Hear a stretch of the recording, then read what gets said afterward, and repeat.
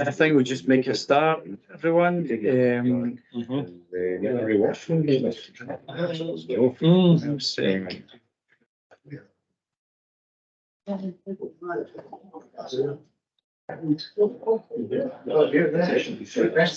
so welcome along to the Glasgow December meeting. Sorry for the slight delay. There was a bit of a mix up with the rooms and we've had to rebuild and remodel the furniture, so we're there now.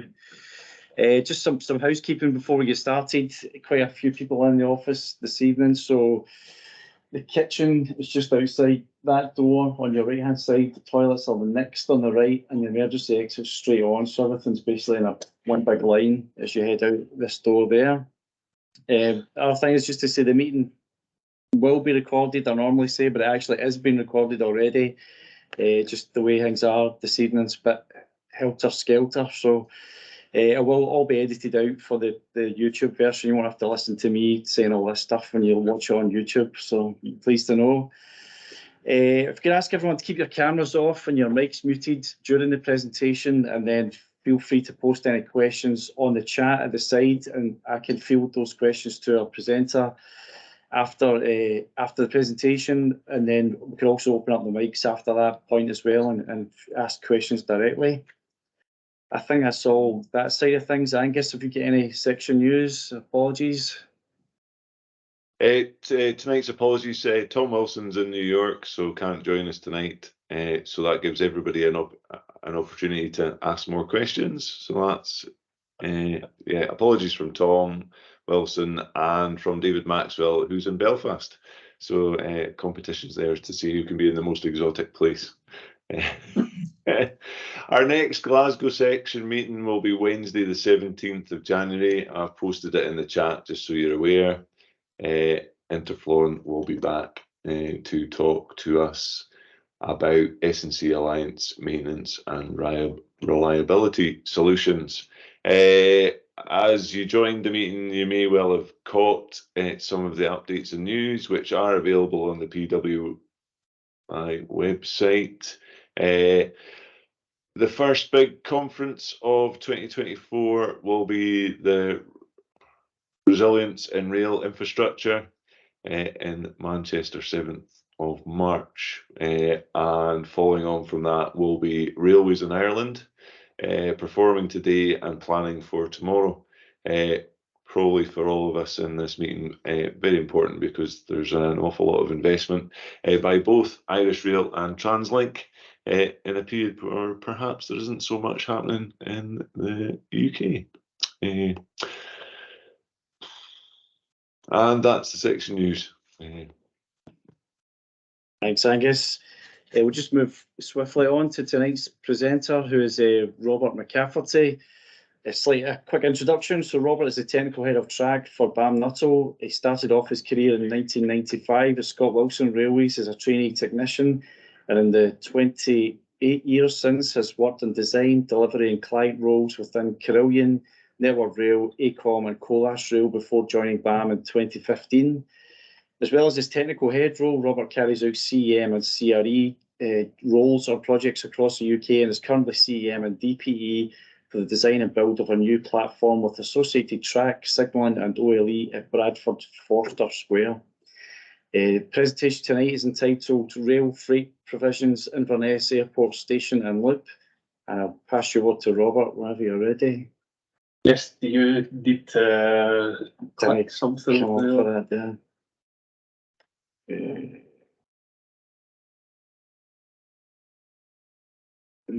There we go. Yeah. Hello, everyone. I think most of you know me. It's Greg. Kindly introduce Robert McCafferty. I'm the technical head of track for BAM. Presentation tonight is about Dalcross area enhancements and Inverness Airport new station. I'll be upfront. I've not got as much in here about freight provisions as I had hoped because the guys at West Fraser have completely ignored my calls and failed to get back to me on what the latest status of their sidings and everything are. So I do touch on it very briefly, and if people want a bit more detail, I can tell you what I know from conversations I've had with the Group 3 option selection report that we did for West Fraser. But from what I could gather, West Fraser are taking the actual development of that scheme on their own at the moment. So, okay, so Inverness Airport Station and the Dalcross area. So, what is the existing layout and what is the business case for the enhancement? So, there's a bit of detail up there about what was there before we started in 2019. So, it's on the Aberdeen to Inverness line. New station proposed at 136.5 mile post, which is 7.5 miles east of Inverness Station. What is in the area? The Inverness Airport terminal is 0.5 mile from where the station was proposed to be. And as well as that, there's significant new housing developments proposed. And as I said, the West Fraser Wood panel plan. So that's the section of single line where the station was proposed to be. So in a cutting area with an old arch over bridge at one end, and where that photo was taken was a new bridge that was built to the airport a few years ago. That is looking east towards Aberdeen. Yep, the airport's just on the left-hand side as you look at it.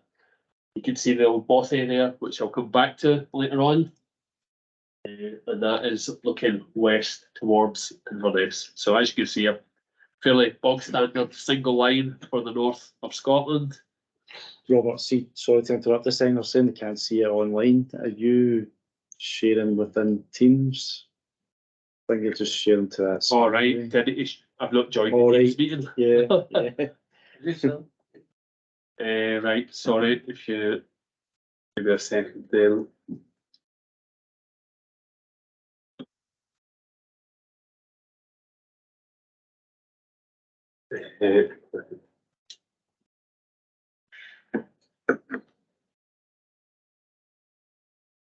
It's a thing with hybrid. Join online as well.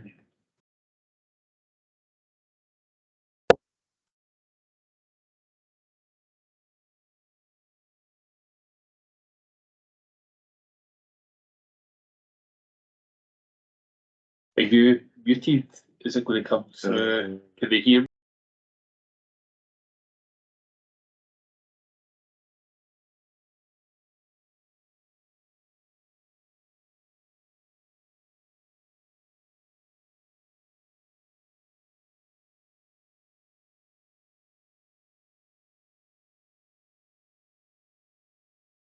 Okay.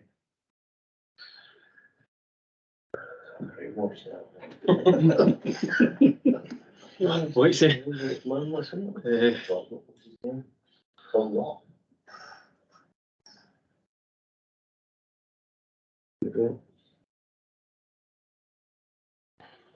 Yep. Yeah, Angus says that's it. Cool. Yes, right. Sorry for that. So just touching on what was there before we started. So that is Dalcross level crossing. As you can see, nothing particularly special about it. Fairly rural, not much traffic going across it, which again is relevant to a point I'll touch on later. That is a Wood End pedestrian crossing, a crossing which went into the woods and no further. So again, an old historic thing which had an impact later on. And what does that all look like from above? So just the aerial image there, the new station is just here. You can see the airport terminal there. Up here is Turlograin, which is the kind of the new town that's been built. Quite a lot of it is built, so 3,500 new homes. So quite a lot of people who would be commuting into Inverness for work. And further along the line, Dalcross Level Crossing and also the West Fraser plan. So like that's the site as a whole. So I joined the project just at the tail end of Grip 3 when they were doing the option selection. So one of the main things that we had to solve as part of the option selection is whether we did a long loop or a short loop solution.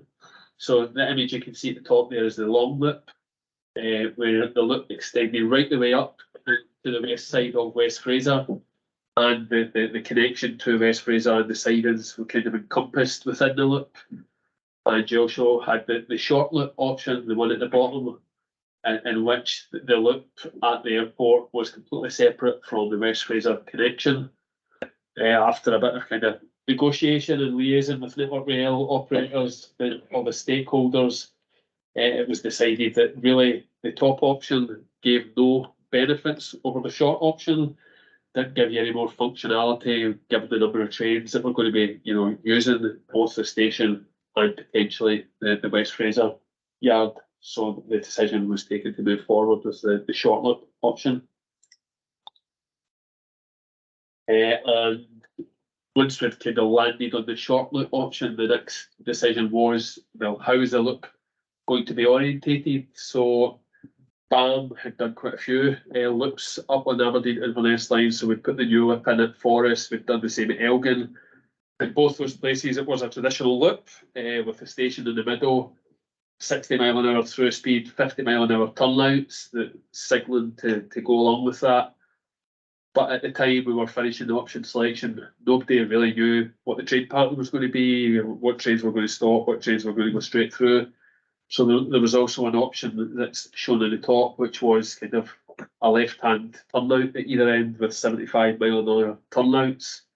So that, basically there was two main lines, there wasn't a main line in a loop. So if a train had to kind of pass right the way through, it could do so without having to slow down. So again, we looked at both those options, eventually landed on the bottom one, the kind of arrangement that was already replicated at a couple of places along the loop. And so we ended up with the short loop option with the 50 mile an hour turnouts. I've got blocked up nose and pressure in my head's going all weird talking.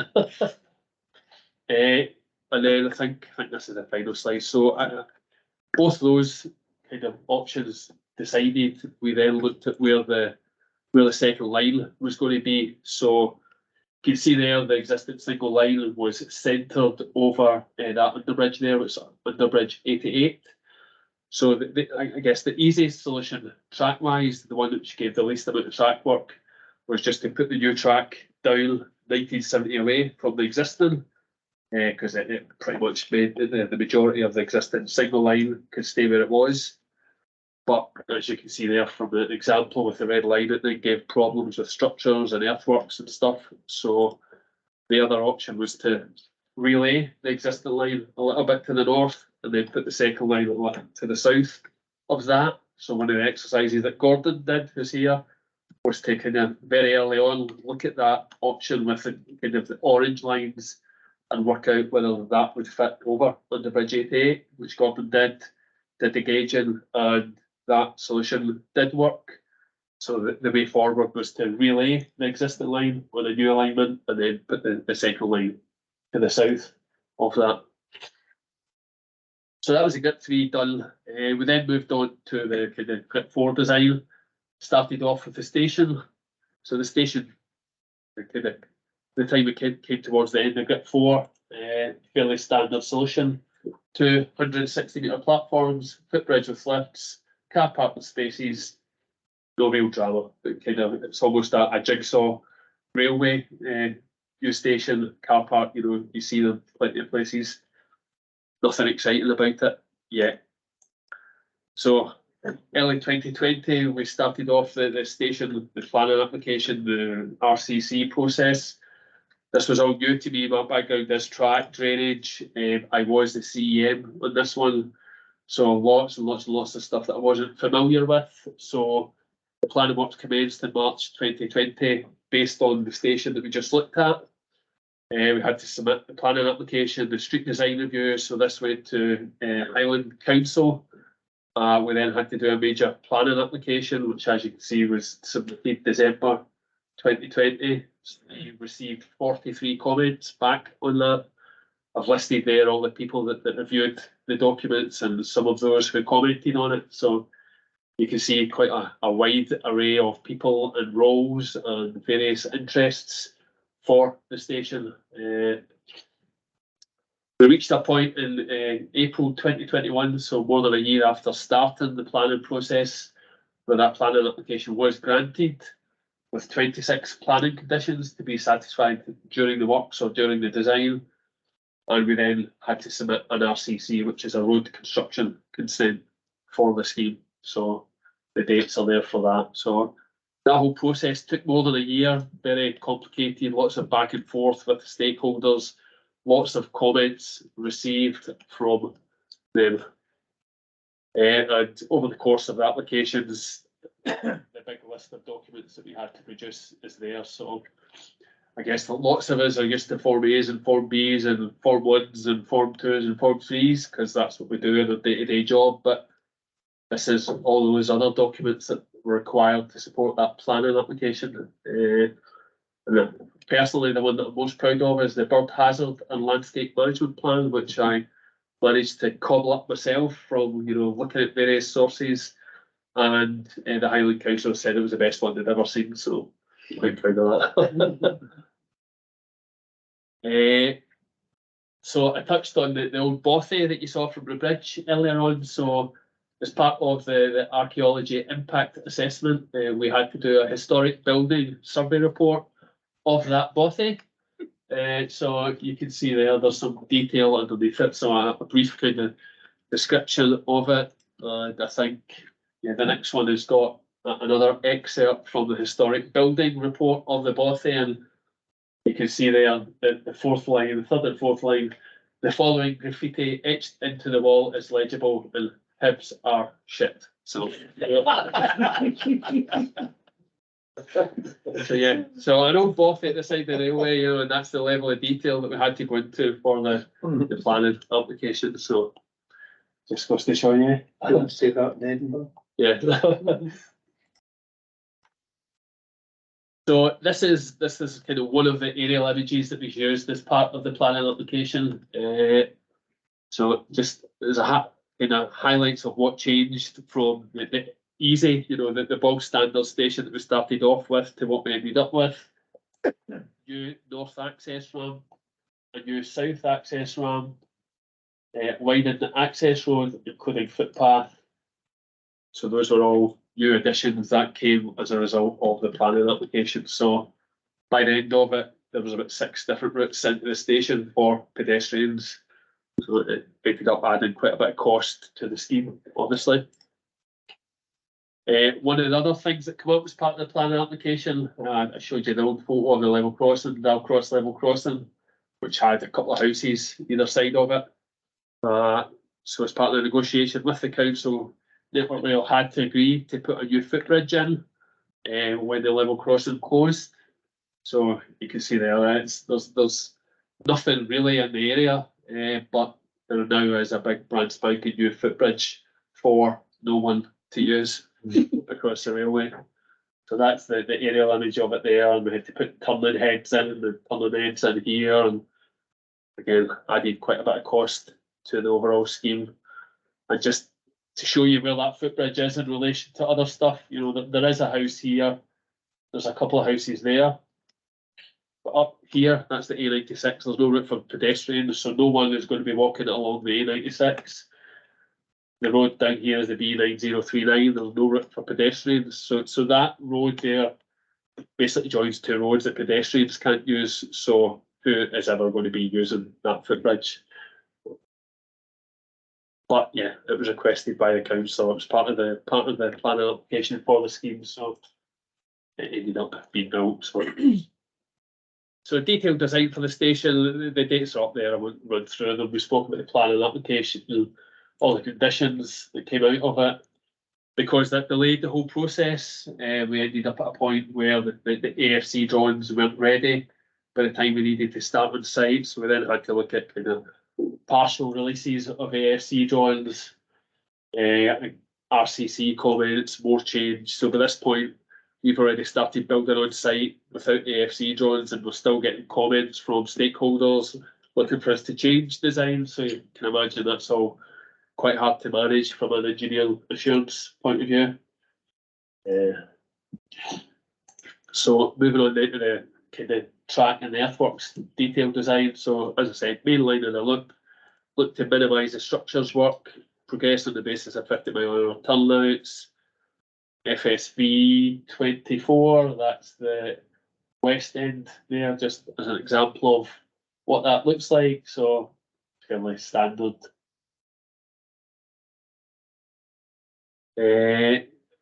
once we started design, we done some GI, and it was discovered that there was peat in the embankment around on the bridge 88, so that was discovered relatively late.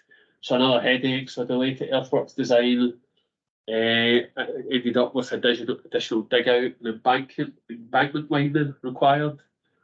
So if you just look up here, you can see the green is the existing single line. You can see the footprint of the new track there, and much kind of wider it is. And we ended up having to dig all this kind of material out and replace it with new stone. So kind of added quite a bit of the time onto the design and the construction process. If I get really into the detail, if you look there at the green line there of where the track support zone is for the existing, compared to this kind of the benching here, so you can see that there's a zone in there between the benching and between the track support zone. So when you get into the detail of the design with the designer, everything in the track support zone of the existing single line, they assume it's been compacted, so it's been in there for decades and decades with trains running over it. So that they assume that there's no further settlement to take place with the peat. The new stuff that's out here, obviously we have removed all the peat, so there's no further settlement in there. But the bit that's in the middle that we can't safely take out without affecting the existing trains, then there is still the potential for settlement in there. So as part of the design, we had to do an assessment of what that settlement might look like. The red line is what the settlement would look like without any intervention. There's an idea of what that scale is. It's shown that the settlement there is more than 50 mil after a couple of years. So obviously you don't want to build a new railway and 2 years later it sank 50 millimetres. So we had to do the exercise and we had to program in an extra couple of tabs. So the green line is what the settlement then looks like if you do a tab after 4 weeks, then another tab after week 40. So that's how we kind of mitigated that settlement. We put a whole monitoring regime in place, and as it turned out, the settlement wasn't anywhere near what the designer was predicting it to be. So the normal 6 week tab that happens as run of the mill for track renewals was done, and that was it. The track hasn't settled at all since then. So it's turned out to be easier than expected. And that photo there shows you an example of the widening embankment. So you can see the two new tracks and then the new alignment, and you can see how much wider we had to build the embankment on this side to account for future settlement and to kind of take away the peak, or to take away the risk of future settlement. So quite a bit wider, obviously, as you can see. Looking at the other end of the job, so West Fraser, for anybody that doesn't know, there's a big plant up there which produces OSB board and wood chip. Currently that all goes by road. I think it's 30 or 40 deliveries a day they have of wood in and wood out. Takes up quite a bit of space on the A96, so there is an aspiration for a lot of that to be put onto rail. So as part of the scheme, we had to look at the rail connection into the future West Fraser yard. So as I said, connection for a future depot. I guess as part of this scheme, all the signalling that's connected to Inverness Signalling Centre had to be commissioned as part of the scheme. What Rail did want to do is have a big data change for the station and the loop, and then a year or 2 years later, I have to go back in and do it all again to bring the yard and the sidings into the workstation. So there's a main line connection and a head shunt. So really the scheme was about getting all the signalling in, but getting all the signalling in by doing as little track work as possible. So that's what we ended up designing and installing for the scheme. So the factory is somewhere down here. The big yard that they're going to have is up here. You can see the main line connection, head shunt, which was, correct me if I'm wrong, Gordon, pretty much a direct copy of what was done at Highland Spring. Yes. Yeah, it's not. The CD9 in the Basically took the Highland Spring layout and put it in here, but made it obviously more typical for the site. So that was pretty much all the design done. We obviously then start on site, October 2021. All the usual stuff, so compound setup, earthworks. You can see there that the kind of railway corridor has been widened and the cut and slopes recut.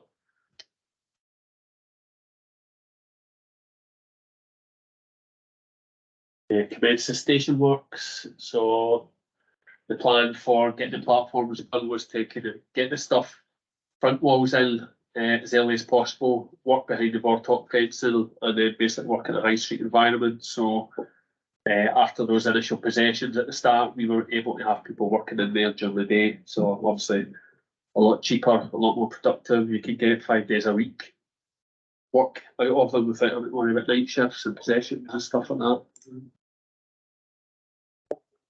And that's us doing the upgrade to the road into the station. So that's the access road works. Build the platforms. And that's just another photo of the earthworks widening in there. So that was all done between October 2021 and July 2022 in a combination of rules and route possessions and high street environment. And we also, well, I say we should have explained. So BAM were doing all the civils work on the project. RSA were doing all the track work, and Siemens were doing all the signals. So in the hub and spoke approach into Network Rail. So whilst we were doing all that, RSA lay the island section of track through the station. So this is the east end. The airport is just on the right hand side of that picture there. So I think that's about half a mile of track that RSA were able to lay, just kind of awaiting the turnouts that you're out to connect it in.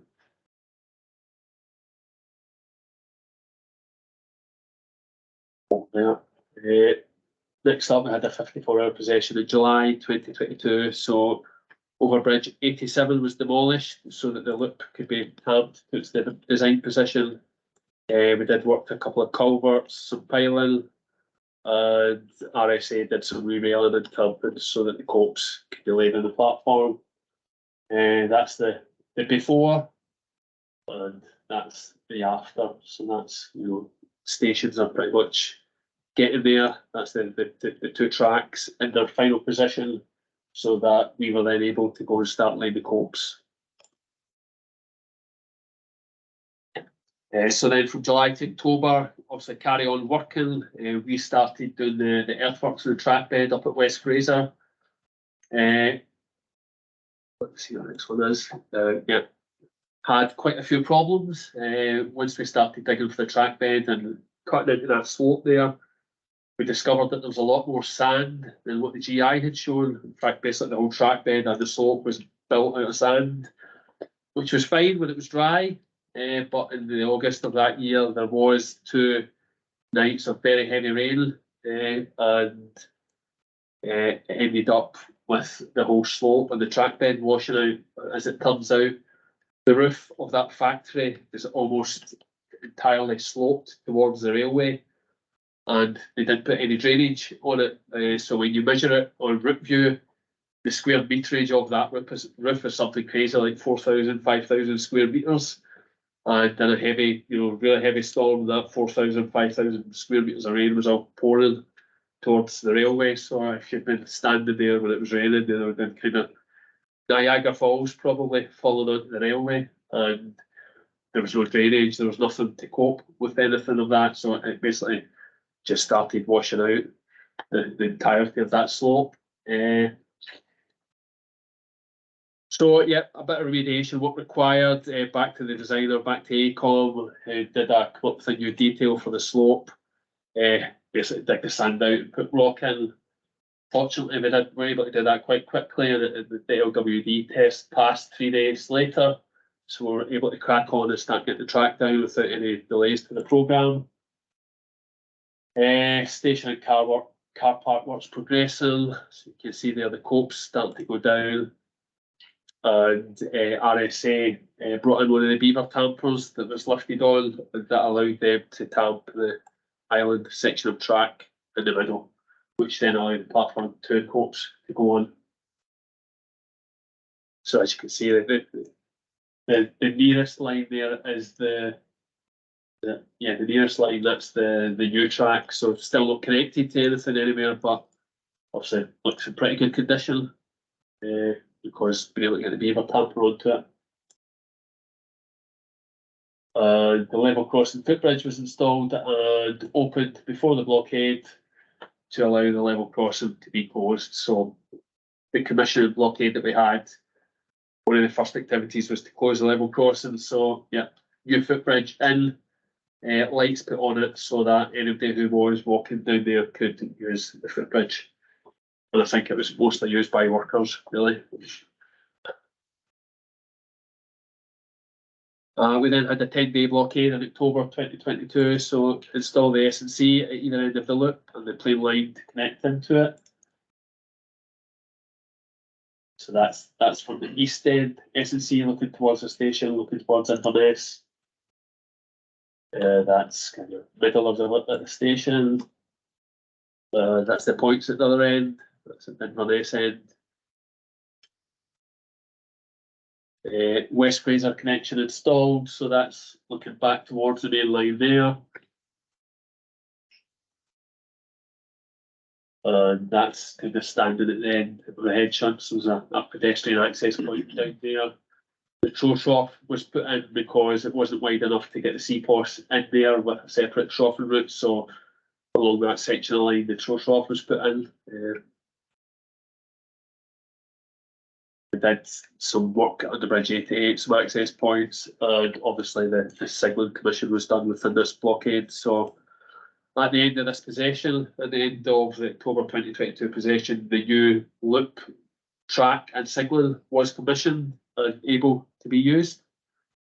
And that's a picture of the first train that used the loop. So by this point, the station isn't open, so trains aren't stopping. To the best of my knowledge, that is actually the first train that they used the loop for, and it must have been due to, I don't know, a delay by a train somewhere that they had to cross them, because under normal traffic and under normal timetabling, they didn't require a loop there, so that was used. I just was saying that you can have simultaneous arrival at the platform as well. Yes. So yes, same as Forest Elgin and all the loops up there, yes, simultaneous arrival. So as tracks, as I said, track and signalling now commissioned. We then had a period of 2 or 3 months where the station works were completed. We closed out all the NSTN evidence, and the station was then opened in February 2023 on a miserable day. And contrary to what I said earlier, I did go to this one, but I didn't get invited into the big marquee. I had to stand outside, so didn't get a pie. That's just a couple of photos there. That's a photo from above of West Fraser. So just touching on what I was saying a wee minute ago, you can see that whole roof there is all sloped towards the railway, and that roof there is all sloped towards the railway. So whenever it rains, all the rain that lands on that roof just pours off in a big sheet and falls into the railway. So, and that's it. So, thank you all. Thanks, Robert. We don't have any questions on line at the moment, so just, does anyone in the room got anything to ask? What about observation and anything else, Robert? I mean, we were doing Inverness. Yep. I mean, we were talking about sort of demolishing Inverness box. That's an ex-Great North of Scotland railway box and the rest of it. So I coordinated with demolition to I refused to sign it because nobody was actually interested in doing any kind of sort of work to it. And then you're out of Dalcross and you're probably do a historic Scotland survey or a bloody PUA box. Yeah. It seemed a bit sort of, there's a bit of disparity there. Yes. And then the eventually was flattened into the box and that was it, gone forever. Well, I don't know this for sure, but I think the difference is that it was the planning application, it was Highland Council that drove that survey of that bothy, whereas the signal box, we never went for any planning application for the Inverness end, did we? It was all permitted development, I think. So maybe they both. Yeah, so, So what makes it happen to both is that somebody's back. yeah, no, just get knocked down. Once we'd done the survey of it and ascertained that there was nothing historic or of interest in it, then it was fine to knock it down. By a team of Hearts supporters. What's that?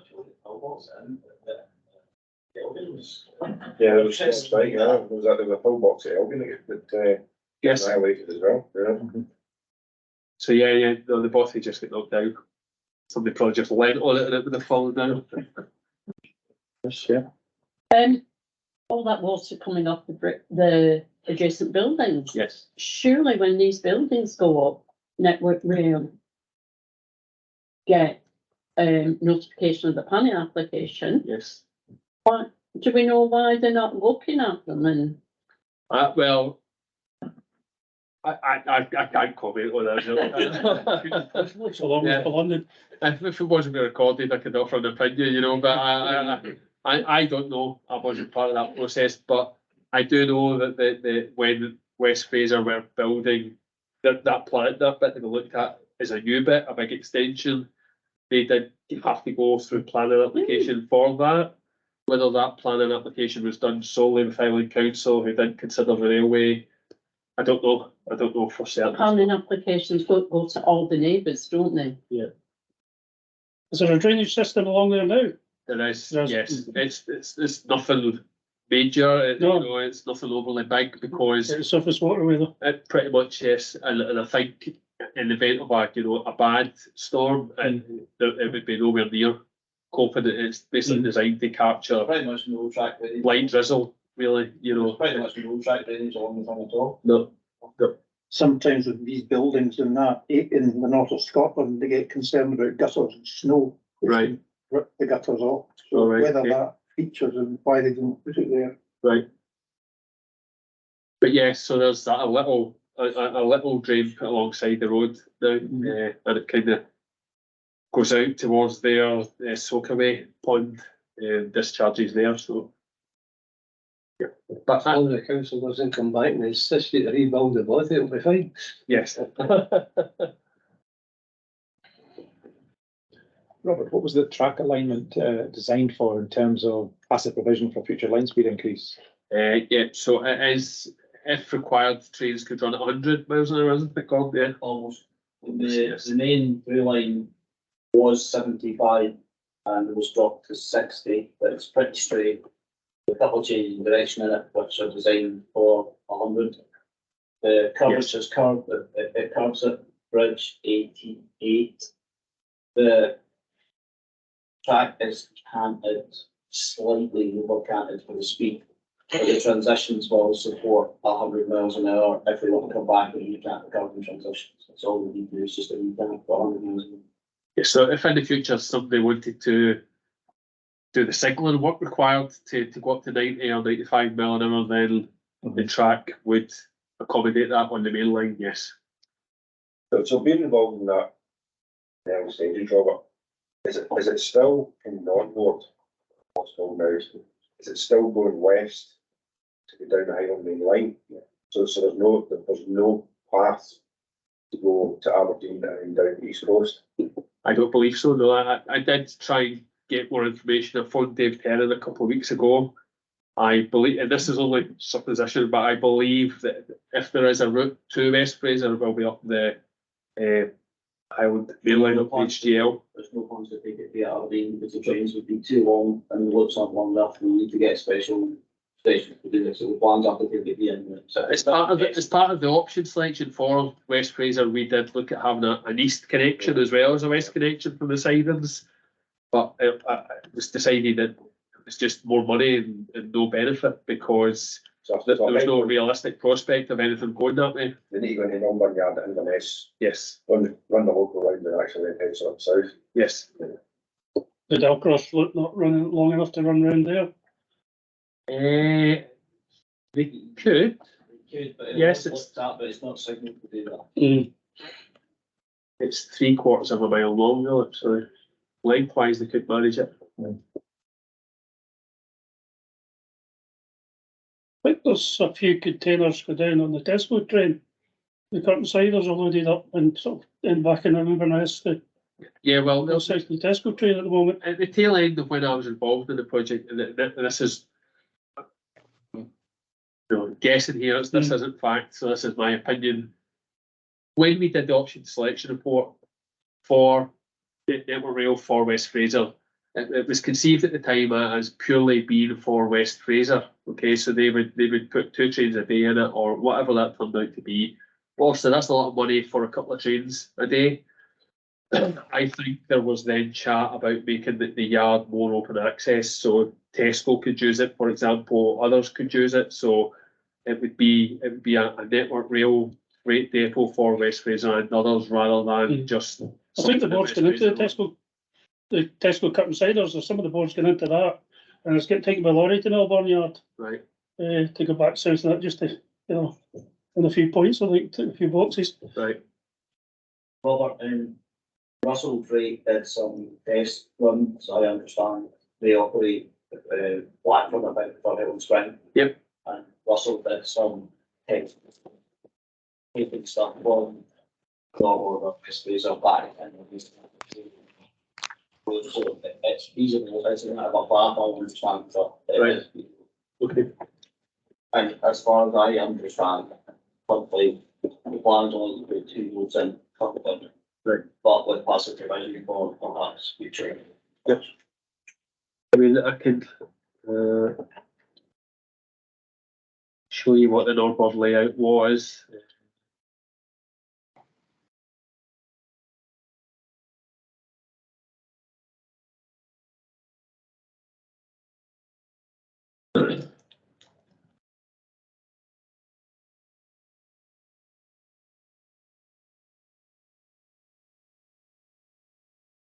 It's very slow with PDF, so hopefully it'll open up.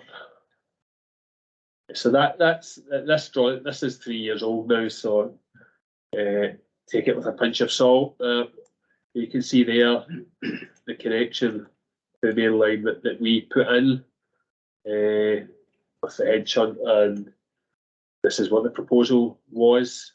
2 sidings. This is all a big concrete kind of mass concrete foundation area on piles to support all their containers being stacked and all their wood and everything, and the roads going around it to allow a kind of one-way system for vehicles going round. And it had a big gantry train that would run up and down here, kind of loading and unloading. It's the same gantry train. The trains. So that is what the concept was a few years ago, and obviously it's got the head shunt area at the end to allow the locals to run round as well. As I say, they did look at an east connection back in there, but you can see where the level crossing is there, that it all kind of became very tight, trying to fit it all in. So, yeah. As far as I know, it's still being developed, and hopefully something. You want to take the head shunt back in, it could be done. Yeah. We've got a question online from Stephen Bell. Stephen, you want to go ahead? Thanks, Egg. Robert, interesting presentation. Thank you. As part of entry into service and authorisation for the station, were there any particular challenges or lessons to be learned from that part of the process? I guess the main lesson was to start the process earlier. That's the main thing that I would take away, because there was a lot of back and forth between ourselves and NCB, and I've got to be honest, I still, as I sit here today, think some stuff was open to interpretation, and that would just be my view.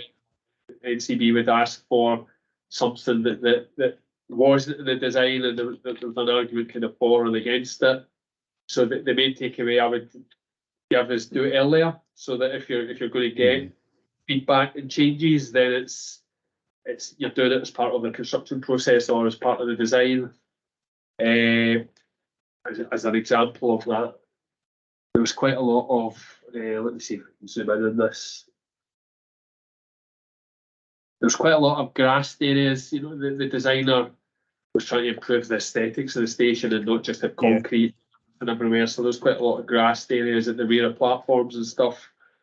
And when it, when it was getting down to the nitty gritty of it, right at the end, when we were trying to get the station opened and get it signed off, you were having into discussions about, well, what if two wheelchairs were past each other and one wheelchair goes slightly too far to the left and the wheels of the wheelchair end up in the grass and it's muddy and it's soft, and how do they get back out? And at that kind of level of discussion where it's not like you pick up a standard that says you must not do this or you must do that. It was some of it, I'd say wee bits of it were opinion and what ifs. So you're going to have opinions and what ifs. It's better to do it earlier before you've kind of finished building something. So that. Oh, well, that's helpful because I think there's a few opportunities to head some of those challenges off earlier in the process, as you've said, and at least get the issues out on the table so that they can be properly scrutinised rather than leave it till the very end when people are very passionate about having an opening. So thank you, appreciate it. And it's hard to strike a balance because ultimately you can't give the evidence in many cases until you've built it. So until you try and give the evidence, you may not get an opinion back. So it's a hard one to get right. Okay, thank you. Since it's been put into use, how's the car park being used, and is there provision to extend the car park in any way?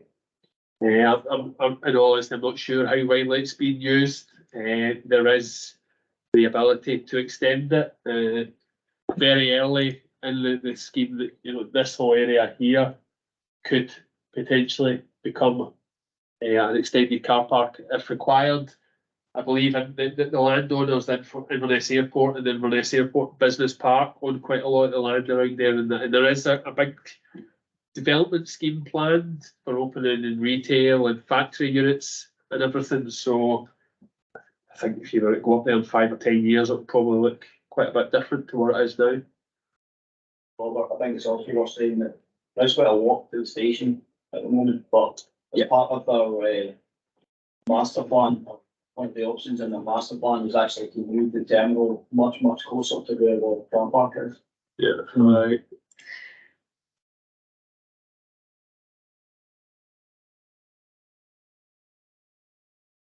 Give you an idea of what that looks like.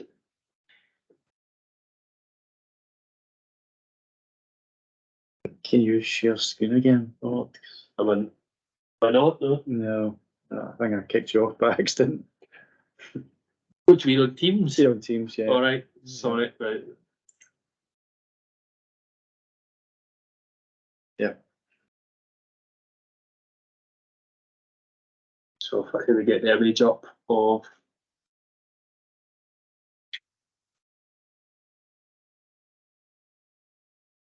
So you can see it there, you can see that the Google Earth, the Google kind of image is quite old, but you can see there the station taking shape and the actual route to the airport is along this path here.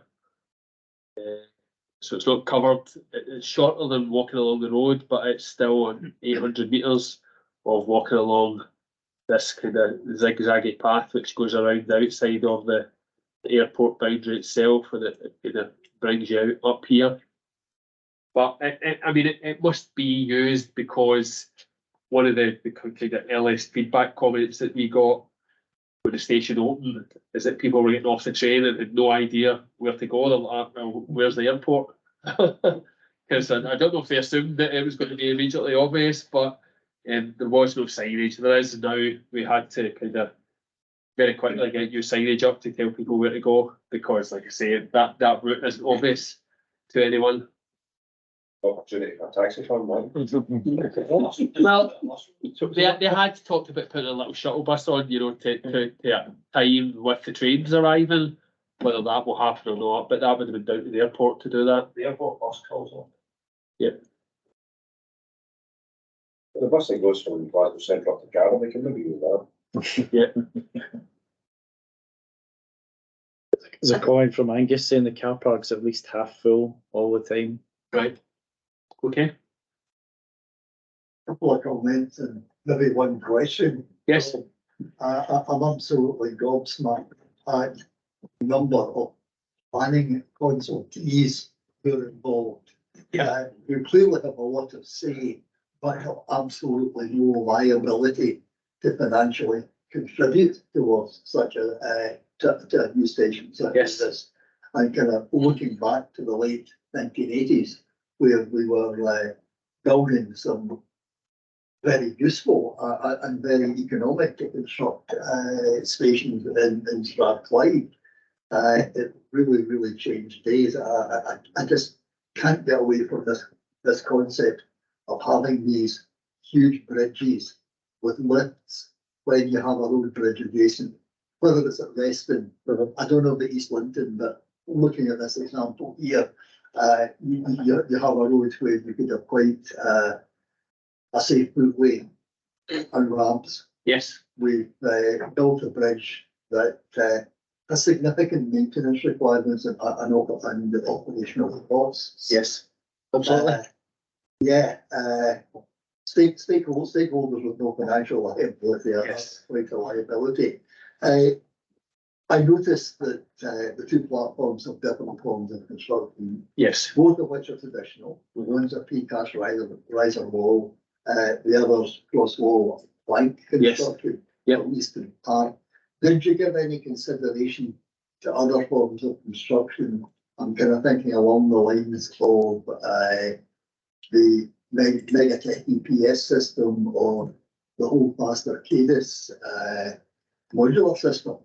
In all honesty, both the platforms started off as crosswalls, and I think they'd become BAM's preference, starting off at Pitlochry and stuff, because they were quite easy to build. You could do a bit of initial work that was in the track support zone, and then you were all outside the track support zone, and it was more easy to manage.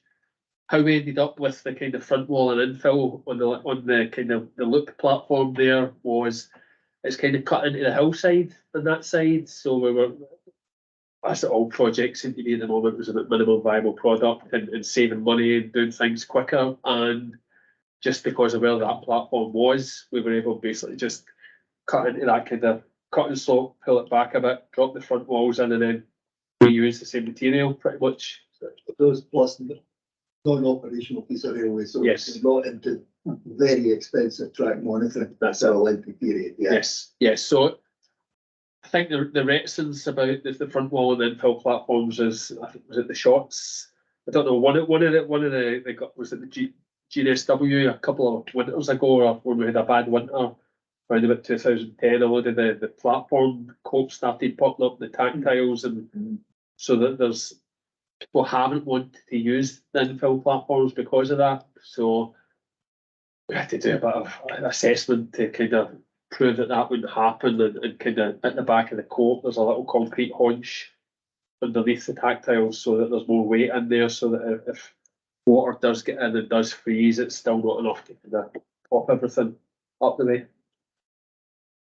Thanks, Rob. Yeah.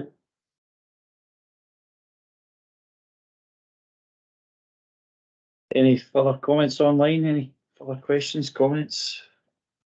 Stephen? I've got a comment which is more about a historical thing. When Bob Gardner and myself were the territory engineers, we examined a scheme for raising line speed on this section to 90 mile per hour. Yep. And the only reason that kiboshed it in the end was Dalcross level crossing, which was set for the existing 75 mile per hour strike-ins. Even though there was a parallel scheme to try and close Dalcross at the time, right, which interestingly involved objections from the users or the congregation of the Petty Church, which is nearby. And Network Rail even offered to buy the church a minibus to transport the parishioners around by the alternative route and allow the level crossing to close with no footbridge. Yes. Unfortunately, the scheme fell on its sword and didn't progress. And the reason for the track speed not going up to 90 miles per hour for the incumbent trains at the time, which were class 158s pretty much throughout, was simply the fact that there was little sections of obsolete rail fastenings which were holding the speed down at 75. Yeah, and when we arrived, those obsolete rail fastenings were still there, so they were removed as part of the scheme. So yeah, but you did take the opportunity to put it up to 90 mile per hour, which is to me the opportunity lost. Yes. Or the missed opportunity on the scheme. Yeah. And indeed, I was one of the agitators for the 100 mile per hour passive provision on the basis that the rolling stock on the line now is effectively HST type stock, and differential speeds could have been deployed on the scheme, but weren't. Yes. I think you would have ended up with much better tonnage if you wanted that, because if they're not an issue with only having a 10 mile on there differential. No, the 10 mile differential is the only reason that the speed in the loop is 60, and the speed in the main line is 60, and the speed in the loop is 50, because that avoids approach control on the junction signal. Because 10 mile an hour differential, from a signal engineering point of view, means no restrictive signalling. If we went to restrictive signalling, approach control, or flashing aspects, which could have been used, you could have a far higher line speed on the through line, 90 mile an hour, 100 mile an hour, whatever. It would have meant some additional TPWS, but that's all. But unfortunately, on the scheme, it wasn't taken forward. So the best I was fobbed off with the 100 miles per hour passive provision in the P-way design.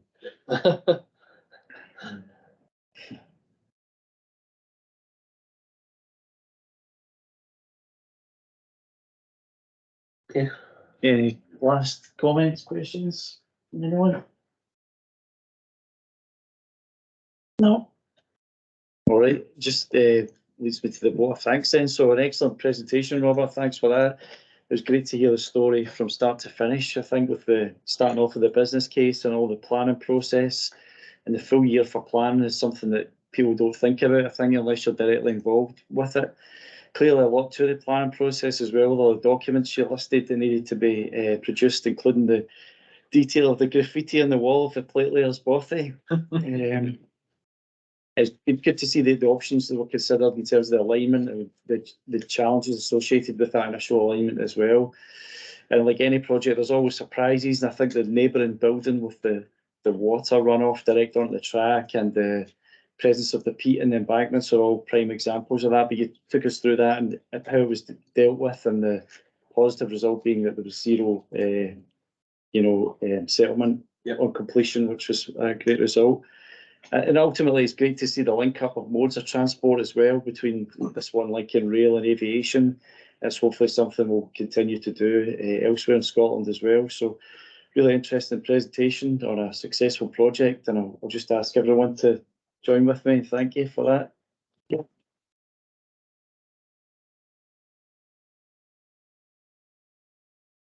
Thank you. For those online, I'll just close the meeting there, if that's okay. Thanks for joining.